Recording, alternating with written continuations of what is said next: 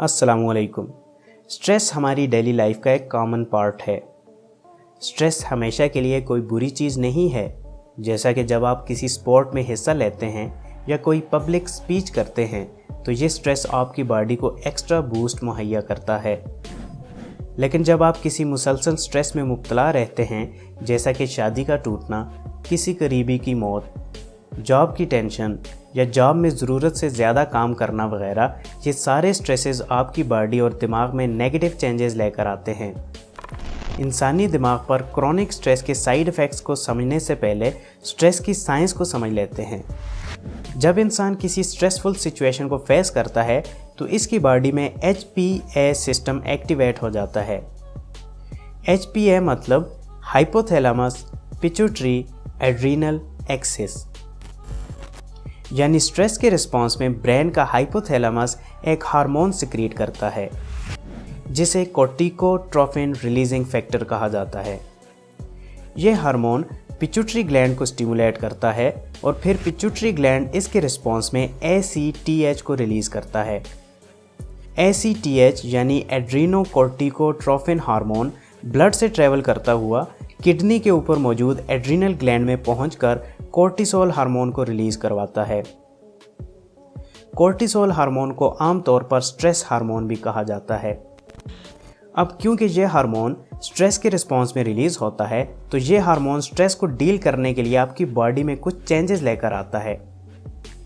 जैसा कि यह हार्मोन आपकी बॉडी के नॉन एसेंशियल प्रोसेसेस को स्लो कर देता है, जैसा कि डाइजेशन, रिप्रोडक्शन और इम्यून फंक्शन वगैरह। ये प्रोसेसेस चूँकि बॉडी की एनर्जी को यूज़ करते हैं, इसलिए इनके स्लो होने की वजह से कुछ एनर्जी सेव हो जाती है।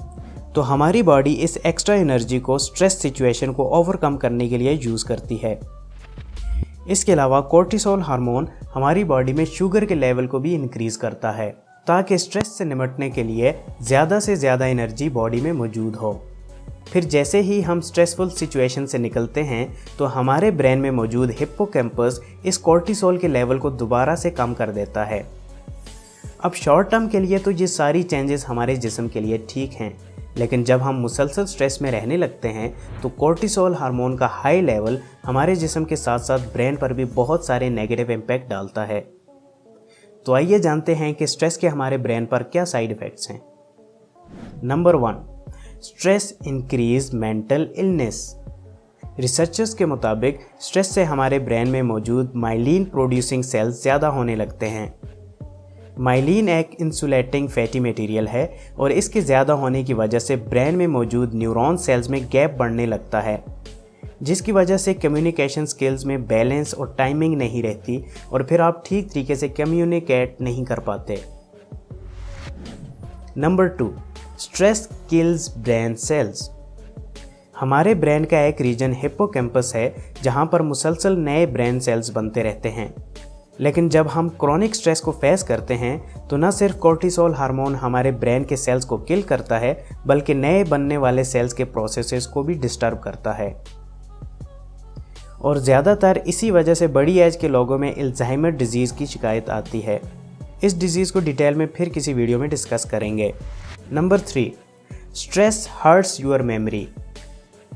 ब्रेन का हिप्पोकैम्पस हमारी लर्निंग और मेमोरी में बहुत अहम रोल अदा करता है, लेकिन जब हम क्रॉनिक स्ट्रेस में जाते हैं तो हमारा हिप्पोकैम्पस ठीक से फंक्शन नहीं कर पाता, जिससे हमारी मेमोरी वीक होने लगती है और साथ में डिप्रेशन भी जन्म लेता है।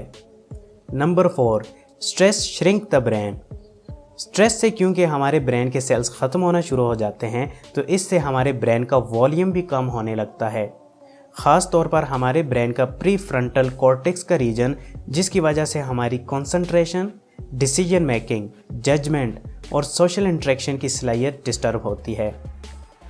ये तो बात होगी साइड इफ़ेक्ट्स की। अब हम जानने की कोशिश करते हैं कि क्या कोई ऐसा तरीका है जिससे हम अपने क्रॉनिक स्ट्रेस को कम या फिर ख़त्म कर सकें ताकि हमारा ब्रेन हेल्दी रहे। जी हाँ, हम एक्सरसाइज और सोशल इंटरेक्शन से अपने स्ट्रेस को कम कर सकते हैं। 30 से 40 मिनट की मॉडरेट एक्सरसाइज हमारी बॉडी में ऐसे हार्मोन्स रिलीज़ करवाती है जिससे हम रिलैक्स फील करते हैं और स्ट्रेस कम हो जाता है।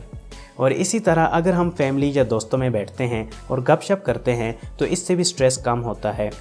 क्योंकि इंसान एक सोशल एनिमल है और इसे दूसरों के सहारे की ज़रूरत पड़ती है। इसके अलावा इबादत स्ट्रेस को कम करने की सबसे बड़ी रेमेडी है। वीडियो अच्छी लगी हो तो दुआओं में याद रखिएगा। शुक्रिया। अल्लाह हाफिज़।